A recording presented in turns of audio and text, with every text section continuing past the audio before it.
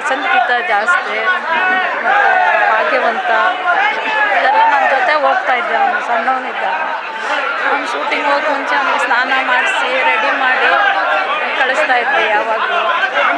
Favourite kesari bath menu ಮಾಡ್ಕೊಂಡು ಬಂದಿದ್ರಿ? ಅದು ಅಪ್ಪಾಜಿಗೆ ಮಾಡೋದು ತುಂಬ ಇಷ್ಟ. ಎಲ್ಲ ಅವನಿಗೂ ಮಾಡ್ಕೊಂಬಂದು ಕೊಡ್ತಿದ್ದೆ. ಅವ್ನ ಬರ್ತ್ಡೇಗೂ ಯಾವಾಗಲೂ ಮಾಡ್ಕೊಂಬಂದು ಕೊಡ್ತಿದ್ದೆ. ಏನು ಗಿಫ್ಟ್ ಕೊಡ್ತಾ ಇದ್ರಿ? ನೆನಪಿದೆಯಾ? ಅಯ್ಯೋ ಅವನೇ ನಮಗೆ ಕೊಡ್ತಿದ್ದೆ, ನಾವು ಅವನಿಗೆ ಕೊಡ್ತಾ ಇಲ್ಲ ಗಿಫ್ಟ್. ಅವನ್ನೆಲ್ಲ ಚಿಕ್ಕದೆಲ್ಲ ಗಿಫ್ಟ್ ಇಷ್ಟಪಡಲ್ಲ, ಅವ್ನು ದೊಡ್ಡದಾಗಿ ಕೊಡಬೇಕು. ಅದಕ್ಕೆ ಅವ್ನಿಗೇನು ಇಷ್ಟ ಅಂತ ಅವನಿಗೆ ಗೊತ್ತು, ನಾವೇನು ಕೊಡೋಕ್ಕಾಗ್ತಿರ್ಲಿಲ್ಲ. ಆ ಥರ ಏನಾದರೂ ಮಾಡಿದ್ದೀರಾ? ಗಿಫ್ಟ್ ಕೊಟ್ಟು ಗಿಫ್ಟ್ ಬೇಕು ಅಂತ ಈ ಥರ ರೇಗ್ಸಿರೋದು? ಇಲ್ಲ, ಅವ್ನು ಕೇಳಲ್ಲ, ಅವನೇ ಕೇಳ್ತಾನೆ. ನಿಮ್ಗೆ ಏನು ಬೇಕು ನಾನೇ ತೊಗೊಡ್ತೀನಿ. ಅವ್ನು ಯಾವತ್ತೂ ಗಿಫ್ಟ್ ಕೇಳಿಲ್ಲ. ಅವ್ನ ಜೊತೆ ಹುಟ್ಟಿರೋದೇ ನಮಗೆ ದೊಡ್ಡ ಗಿಫ್ಟು. ಅಮ್ಮ, ಅಪ್ಪು ರಿಲೀಸ್ ಆಯಿತು, ಸೊ ನೀವು ನೋಡಿದ್ರ ಸಿನಿಮಾನ?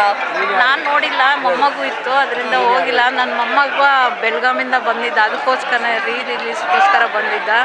ಮತ್ತು ಅವನು ಅಪ್ಪು ಅವರು ಒಂದು ಹಾಡನ್ನು, ಅಪ್ಪು ಪಿಕ್ಚರ್ ಒಂದು ಹಾಡನ್ನು ಅವನು ಇದರಲ್ಲಿ ಇನ್ಸ್ಟಾಗ್ರಾಮಲ್ಲಿ ರಿಲೀಸ್ ಮಾಡಿದ್ದಾನೆ. ಎಲ್ಲರೂ ನೋಡಿ ಖುಷಿ ಪಡಿ ಅವ್ನಿಗೆ ಆಶೀರ್ವಾದ ಮಾಡಿ. ಅಂದರೆ ಅಪ್ಪು ತುಂಬ ಇಷ್ಟಪಡ್ತಿದ್ದು ಬರ್ಡೇಗೆ ಪ್ರತಿ ಟೈಮ್ ಏನು ಕೇಳ್ತಾ ಇದ್ರು ಮಾಡ್ಕೊಂಡು? ಯಾಕಂದರೆ ನೀವು ಜಾಸ್ತಿ ಅವ್ರಿಗೆ ಬೇಕಾಗಿರೋ ಅದು ಸ್ವೀಟೇ ಮಾಡ್ಕೊಂಬರ್ತಾ ಇದ್ದಿದ್ದು, ಮೈದಾ ಸ್ವೀಟು. ಅಪ್ಪಾಜಿಗೂ ಇಷ್ಟ, ನಮ್ಮ ಮನೇಲಿ ಎಲ್ಲರಿಗೂ ಇಷ್ಟ ಸ್ವೀಟ್ ಅಂದರೆ. ಇವಾಗಲೂ ಅಷ್ಟೇ, ಪ್ರತಿ ಹುಟ್ಟುಹಬ್ಬಕ್ಕೂ ಅವನಿಗೆ ವರ್ಷದ ಪೂಜೆಗೆ ಯಾವಾಗಲೂ ಮಾಡ್ಕೊಂಬರ್ತೀನಿ. ಅಪ್ಪಾಜಿಗೂ, ಅಮ್ಮನಿಗೆ, ನಮ್ಮ ಬ್ರದರ್ಸ್ಗೆ ಎಲ್ಲರಿಗೂ ಇಷ್ಟ. ನಮ್ಮ ಯಜಮಾನ್ರು, ನಮ್ಮ ಮಕ್ಕಳಿಗೆ, ಮೊಮ್ಮಕ್ಕಳಿಗೆ ಎಲ್ಲರಿಗೂ ಇಷ್ಟ ಆ ಸ್ವೀಟ್ ಅಂದರೆ. ನೀವು ಮಾಡೋ ಚಿತ್ರಾನ್ನ ತುಂಬ ಇಷ್ಟ ಆಗಿತ್ತು? ಹೌದು, ಮಸಾಲೆ ಚಿತ್ರಾನ್ನ ಅಂದರೆ ಅವ್ನಿಗೆ ತುಂಬ ಇಷ್ಟ. ನಾವು ಚೆನ್ನೈಲಿದ್ದಾಗ ಜಾಸ್ತಿ ಮಾಡ್ತಾಯಿದ್ವಿ. ಆವಾಗ ಒಂದು ದಿವಸ ಈ ಕರೋನಾ ಬಂದ ಟೈಮಲ್ಲಿ ಫ್ರೀ ಆಗಿರ್ತಿದ್ನಲ್ಲ, ಫೋನ್ ಮಾಡಿ ಕೇಳ್ದೆ ಹೆಂಗೆ ಮಾಡೋದು, ನನಗೆ ರೆಸಿಪಿ ಕೊಡು ಅಂತ.